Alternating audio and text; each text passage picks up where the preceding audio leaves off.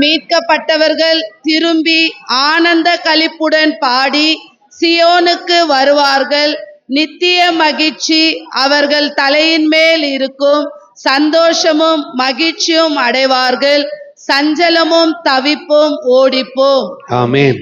ஏசாயா தீர்க்கதரிசன புஸ்தகம் 35ஆம் அதிகாரம் 10ஆம் வசனத்தை ஒரு விசை எல்லாரும் சேர்ந்து வாசிக்கலாம். கர்த்தரால் மீட்கப்பட்டவர்கள் திரும்பி ஆனந்த களிப்புடன் பாடி சியோனுக்கு வருவார்கள். நித்திய மகிழ்ச்சி அவர்கள் தலையின் மேல் இருக்கும். சந்தோஷமும் மகிழ்ச்சியும் அடைவார்கள். சஞ்சலமும் தவிப்பும் ஓடிப்போம். ஆமென். சஞ்சலமும் தவிப்பும், சஞ்சலமும் தவிப்பும், சஞ்சலமும் தவிப்பும். போன மாசம் நிறைய பேருக்கு என்ன எப்படி இருந்துச்சு? சஞ்சலமும் தவிப்புமா இருந்துச்சு நிறைய பேருக்கு. எவ்வளோ காரியங்கள். ஆனா இந்த புதிய மாதத்துல கர்த்தர் கொடுக்கிற வார்த்தை, கர்த்தரால் மீட்கப்பட்டவர்கள் திரும்பவும் ஆனந்த களிப்புடன் பாடி சியோனுக்கு வருவார்கள். இது பண்டிகை மாசம். எனக்கு டிசம்பர் இல்ல பண்டிகை மாசம், அக்டோபர் தான் பண்டிகை மாசம். ஹல்லேலூயா. ஒரு வருஷம் ஃபுல்லா இந்த மாதத்துக்காய் காத்து கொண்டு இருக்கிறேன். குறிப்பா கூடார பண்டிகை நாட்களுக்காய் காத்து கொண்டு இருக்கிறேன். கொஞ்சம் கவனிங்க. இந்த நாட்களிலே ஆண்டவர் நம்முடைய எல்லா பிரச்சனைகளிலிருந்தும் நம்மை விடுதலையாக்கி மறுபடியும் சுகமாய் வாழ வைப்பேன் என்கின்ற வாக்கு தத்தத்தை இந்த பகுதியிலே வைத்திருக்கிறார். ஹல்லேலூயா. எப்படி வாழ வைப்பேன்னு சொல்றார் ஆண்டவர்? மகிழ்ச்சியாய் சுகமாய் வாழ வைப்பேன். ஆனா இதுக்கு முன்னால அந்த கான்டெக்ஸ்ட் கொஞ்சம் நாம சிந்திக்கணும். என்ன? ஆண்டவர் வனாந்தரமும் வறண்ட நிலமும் மகிழ்ந்து கடுவெளி கழித்து புஷ்பத்தை போல செழிக்கும். நிறைய குடும்ப வாழ்க்கை, தனிப்பட்ட வாழ்க்கை வனாந்தர வாழ்க்கையை போல இருக்கிறது. வேதனை, துக்கம், கண்ணீர் நிறைந்ததாய் இருக்கிறது. ஆனால் கர்த்தர் சொல்லுகிறார், அந்த வனாந்தரமும் வறண்ட நிலமுமான அனுபவத்திலிருந்து உன்னை விடுதலையாக்கி புஷ்பத்தை போல செழிக்கும்படி செய்வேன். ஹல்லேலூயா. ஒரு அல்லேலூயா சொல்லுங்க. ஆகவே தளர்ந்த கைகளை திடப்படுத்தி தள்ளாடுகிற முழங்கால்களை பலப்படுத்துங்கள். மனம் பதறுகிறவர்களை பார்த்து நீங்கள் பயப்படாதிருங்கள், திடன் கொள்ளுங்கள். இதோ உங்கள் தேவன் நீதியை சரி கட்டவும் உங்கள் தேவன் பதில் அளிக்கவும் வருவார். அவர் வந்து உங்களை ரட்சிப்பார் என்று சொல்லுங்கள். பக்கத்தில் இருக்கிறவங்களை பார்த்து சொல்லுங்க, அவர் வந்து ரட்சிப்பார், அவர் வந்து ரட்சிப்பார். ஓகே. சமாரியாவில் கொடிய பஞ்சம், சமாரியாவில் கொடிய பஞ்சம். கொஞ்சம் கவனிங்க நான் சொல்றத. சமாரியாவில் கொடிய பஞ்சம், சாப்பிட ஒண்ணுமே இல்லை. ராஜா கிட்ட போய் 2 பெண்கள் முறையிடுகிறார்கள். ராஜாவே ரட்சியும். நான் எதை கொண்டு ரட்சிக்கட்டும்? ராஜா சொல்றான், நான் எதை கொண்டு ரட்சிக்கட்டும்? நடந்தது என்ன சொல்லுங்க? என்கிட்ட ஒரு கை குழந்தை இருந்துச்சு, இவகிட்ட ஒரு கை குழந்தை இருந்துச்சு. நாங்க 2 பேரும் பேசி முடிவெடுத்தோம். என்னன்னு?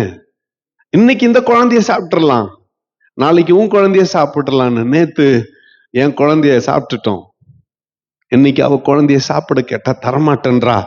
நீர் தான் நியாயம் சொல்லணும். ராஜாக்கு எப்படி இருக்கும்? அவன் தன் வஸ்திரங்களை கிழித்து கொண்டான். கிழித்து கொண்டு ஆண்டவர்கிட்ட, ஐயோ இதுக்கு என்ன வழினா வந்து நிக்கிறான் தீர்க்கதரிசி. நாளைய நேரம் சமாரியாவிலே அற்புதம். நமக்கு அந்த ஸ்டோரி தெரியும். சீரியர்கள் படை, 4 குஷ்டரோகிங்க. அவங்க என்ன நினைச்சாங்க, நம்ம இங்க இருந்தாலும் சாப்பாடு இல்லாம சாவறோம், பட்டணத்துக்கு போனாலும் சாப்பாடு இல்ல, எதிரிங்க கேம்புக்கு போனாலும் ஒருவேளை அவங்க உயிரோட வச்சா பார்க்கலாம், இல்லைன்னா அவங்க ஏதாவது சாப்பாடு கொடுக்குறாங்களான்னு யாருக்கிட்ட பிச்சை கேட்கலாம். எதிரிங்கிட்ட பிச்சை கேட்கலாம். 4 குஷ்டரோகிகள் எங்க போனாங்க? சீரிய கேம்புக்கு போனாங்க. இந்த 4 பேர் ராத்திரியில நடக்கிறாங்க, நொண்டின்னு நடக்கிறாங்க. ஆண்டவர் இந்த நொண்டின்னு நடக்கிற சத்தத்தை பெருமழையின் விளைச்சலை போல, மகாசேனையின் புறப்பாடை போல மாட்டிட்டாரு. அவனுங்கெல்லாம் இருக்கிறதெல்லாம் அப்படியே விட்டுட்டு ஓட ஆரம்பிச்சுட்டாங்க. ஓடி இந்த 4 பேர் போய் ஒரு கூடாரத்துல பிரவேசித்து சாப்பிட்டுட்டு, 2வதுல வெள்ளி பொண்ணெல்லாம் எடுத்துக்கின்னு 2வது போய் 3வது ஒருத்தன் சொன்னான், டே நம்ம பண்றது சரியில்லை, இது நற்செய்தி அறிவிக்கிற நாள், எங்க போனோம்? ராஜாவுக்கு விஷயத்த சொல்லணும். ராஜாவுக்கு போய் விஷயத்த சொன்னான். இவன் நம்பல. என்ன சொல்றான்? எப்படி இது ஆகும்? அவங்க சீரியர் நம்மள ஏமாத்துறாங்க. போயிட்டு மாதிரி போயிட்டு நம்ம வெளியே போனோம்னா நம்மள மறுபடியுமாக பிடிச்சுக்குவாங்க. அப்போ ஒருத்தன் சொல்றான், ராஜாவே ஒண்ணுமே இல்லை, 5 குதிரை இருக்குது நம்ம கிட்ட, 5 குதிரை தான் மிச்சம், அதுல ஒண்ணு அனுப்பி வைக்கலாம், போய் பார்க்கட்டும். போய் பார்த்தா ரொம்ப தூரம் வழியெல்லாம் ஓடுறவங்க போட்டு ஓடின மாதிரி இருக்குது. எல்லாம் கையில தூக்கின்னு போலான்னு போயிட்டு கொஞ்சம் தூரம் போன ஒண்ணு முடியலன்னு போட்டு ஓடின மாதிரி வழியெல்லாம் பனிமுட்டுகள். இதை சொன்னாங்க. அப்போ அடுத்த நாள் தீர்க்கதரிசி சொன்ன மாதிரி எல்லாம் மலிவான விலைக்கு கிடைச்சிச்சு. அப்போ ஒருத்தர் ராஜாவுக்கு பக்கத்திலே ஒருத்தர் இருப்பாங்க, எல்லாம் எடுப்பிடிங்க. அவன் என்ன சொன்ன, ஆண்டவர் வானத்தின் மதக திறந்தாலும் இது சாத்தியமா தான் நான் இப்ப சொல்றேனே, கர்த்தர் உன்னை ஆசீர்வதிப்பார்னா மேயவா அப்படின்னு பாக்குறீங்களா? அப்படியே பட்டாளுங்கோ அங்க இருந்தாங்கோ. அவங்கள பார்த்து ஆண்டவர் என்ன சொன்ன, அவன் தீர்க்கதரிசி என்ன சொன்ன, உன் கண்ணில் நீ பார்க்கவே நீ என்ன பண்ண மாட்ட, சாப்பிட மாட்ட. ராஜா என்ன பண்ணா, எல்லாம் பொருளும் கெச்சு, ஜனங்க முண்டி அடிக்கிறாங்க, ஒருத்தர் மேல ஒருத்தர் மெரிக்கிற மாதிரி. இவனை நீ பார்த்துக்கடான்னாங்க. எல்லாத்தையும் நீ பொறுப்பா பார்த்துக்கோ. ஜனங்க மிதிச்சதுனால செத்துட்டான். சரி விடுங்க, காலையில் அந்த கதை அவன் கதை வேணா நமக்கு. ஆனா ரட்சிக்கிறது கர்த்தர். இந்த பெண்கள் கேட்டப்போ ராஜாவே ரட்சியும்னு சொன்னப்போ அந்த ராஜா சொன்னா, எதை கொண்டு ரட்சிப்பேன்? ஆனா கர்த்தர் அப்படி அல்லவர், அப்படிப்பட்டவர் அல்ல. அவரு ஓங்கிய புயத்தாலும் பலத்த துருக்கத்தாலும் உன்னையும் என்னையும் ரட்சிக்கிறவர். அடுத்து இந்த ரட்சிப்புன்ற வார்த்தை கிறிஸ்தவங்க தப்பா புரிஞ்சுக்கணும். எது தெரியுமா ரட்சிப்பு? கர்த்தருக்கு சோத்திரமா நம்ம பார்வையில ரட்சிப்பு. Praise the Lord brother, praise the Lord sister, நான் ரட்சிக்கப்பட்டேன், ஆவிக்குரிய சபைக்கு போறேன், இப்போ அந்நிய பாஷெல்லாம் பேசுறேன், பந்தோபஸ்துல சென்ட்டேன். ரட்சிப்பு என்ன ஆயிடுச்சுன்னா, நம்ம சர்ச்சுக்கு வர்றது ஆயிடுச்சு. ரட்சிப்பு அது அல்ல. ரட்சிப்பு என்பது நம்முடைய தேவைகளை எல்லாம் சந்தித்து, நம்முடைய நோய்களை எல்லாம் குணமாக்கி, நம்முடைய விருப்பங்களை நிறைவேற்றி சுகமாய் வாழ வைக்கிறது ரட்சிப்பு. அப்படி கர்த்தர் நம்மள என்ன பண்ண போறாரு? தளர்ந்த கைகளை திடப்படுத்தி தள்ளாடுகிற முழங்கால்களை பலப்படுத்துங்கள், அவர் உங்களை ரட்சிப்பார் என்று சொல்லுங்கள். அப்ப இதெல்லாம் சிலதெல்லாம் நடக்கும். குருடரின் கண்கள் திறக்கப்பட்டு செவிடரின் செவிகள் திறவுண்டு போம். அப்பொழுது முடவன் மானை போல குதிப்பான், ஊமையன் நாவும் கம்பீருக்கும். வனாந்தரத்துல தண்ணீர்களும் கடுவிலில் ஆறுகளும் பாய்ந்தோடும். கர்த்தர் வனாந்தரத்துல ஆறுகளை ஏற்படுத்துவார்.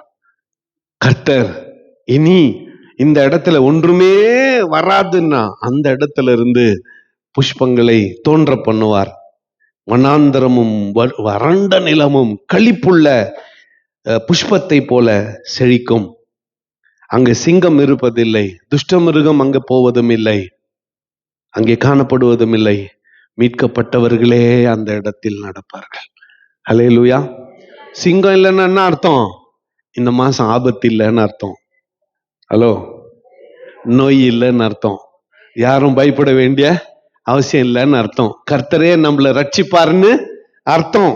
ஹல்லேலூயா. தளர்ந்த கைகளா இருக்கிறவங்கள பார்த்து உங்க கைகளை பலப்படுத்துங்க.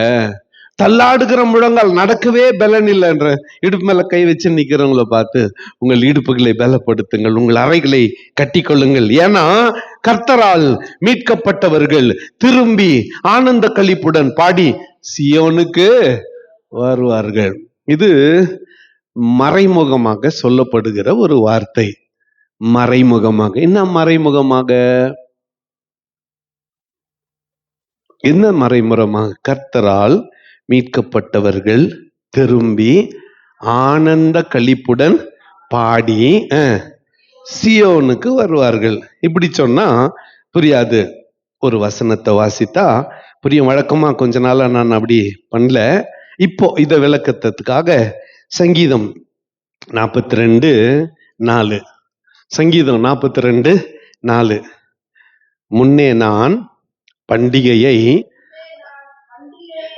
ஆசரிக்கிற ஜனங்களோட கூட நடந்து கூட்டத்தின் களிப்பும் துதியுமான சத்தத்தோட தேவாலயத்துக்கு போய் வருவேனே.